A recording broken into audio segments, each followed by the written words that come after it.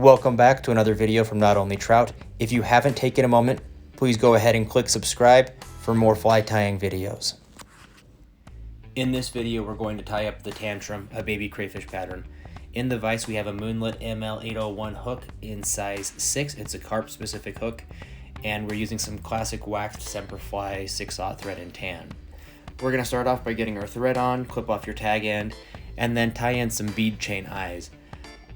I like using some crossing wraps. I do 3 one direction, then 3 the other direction, then go back and do 6 more and 6 more, and then I start wrapping over the top of the hook and under the eyes to lock it in place.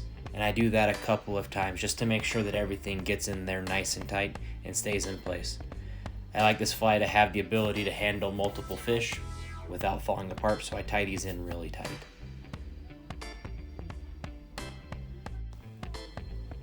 Once we have those tied in nice and tight and you finished your locking wraps, we're going to go ahead and grab some squirrel tail in natural fox color.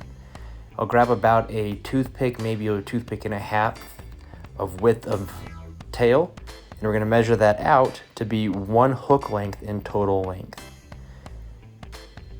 We'll take that 1 hook length and put that on the far side of the hook above the bead chain eye and just tie that in and have that be our standard length for the pincher or the tail on this fly. Once we tie that in, we'll go ahead and clip off our material, and we'll clip it off on an angle so that it sits in right behind those bead chain eyes. Now that we've done that part, we're on to the trickiest part of this fly, and that's getting these fibers to splay out on an angle. What I do is I wrap my thread behind the hook, underneath the material, and then I wrap over the top and pull it forward. And I do that with 3 wraps right after it to lock it in place. And then I work my way back, go under the tail material, behind the hook, and then I wrap back over the top of it. You can see how I've got it behind that section of material. Wrap forward to pull it tight, do 3 wraps, and then repeat the process. I do that 3 times for each section of the tail. Now that we've done the far side of the hook section, we're going to do the same process with 1 hook length of material on the close side of the hook. The trick on this side is to put the squirrel tail underneath the bead chain so it doesn't roll as much while you're tying it in. So go ahead and tie that all the way back, pull it forward. I bend the other tail piece to match up to see if they're the same length or not. You want to make sure they're even. Once that's done, go ahead, grab your scissors and snip out that material on an angle so you can get a nice clean tie-in point. And repeat the process. We're going to go ahead and lock everything down nice and tight. And then we're going to go under our bead chain eyes and reverse the direction of our thread so that we're wrapping under the hook to the top rather than over the top to the underside to do the same process. It's a little bit of a challenge in dexterity, but once you get used to it, it's a pretty simple process. We'll do that same wrap under and behind the squirrel tail, over the top, and lock it in place 3 times once again to get a nice V shape. And you can adjust how wide open the V is by how tight you pull your thread.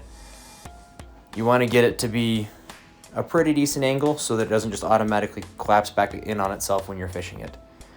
Once you have your thread, or once you have those tied in nice and tight, go ahead and go to the bead chain and reverse your thread tie direction again and just clean up the body of that before we start dubbing everything.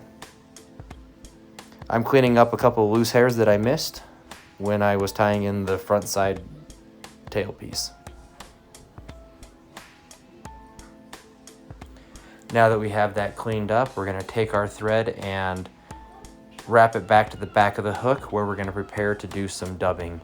We're going to be using pseudo peacock dubbing in copper. What we're going to do is we're going to take this dubbing, put it on there, and we're going to wrap it between the 2 sections of these pincers or the tail of the fly in a crisscross pattern so that we're able to cover up all of our thread wraps. So what we'll do is we'll get our dubbing on the thread, and then we're going to wrap over and under, crisscrossing these pieces to make it so that it's all nice and clean.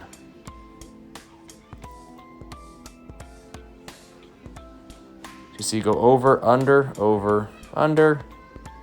and then just wrap around a couple of times, tighten up the dubbing at the very end.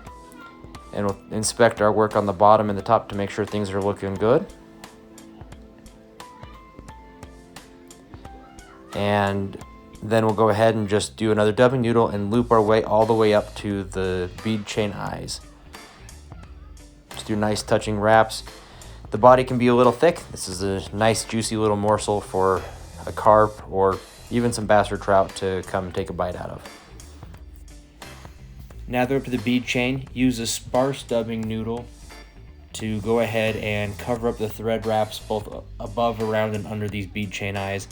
We want to cover up our thread so that it has a nice uniform look, and you don't want to add too much bulk here or it just doesn't really look quite right.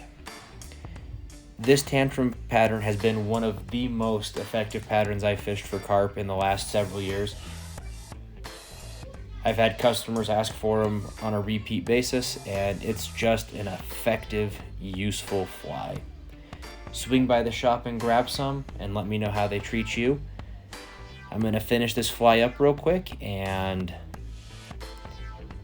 we're just going to inspect to make sure that all of our thread wraps are covered up, and then I'm going to finish it up with a nice whip finish. I do 2 4-turn whip finishes so that it allows for my thread to stay nice and tight, keep in place, and survive the use and abuse of carp fishing. I hope that you enjoyed this video. Please take a moment to subscribe if you haven't. It really does help the channel out. Links to purchase the fly and the fly tying materials are found in the description below. Thank you so much for watching the video. I hope you guys have a great day. Bye-bye.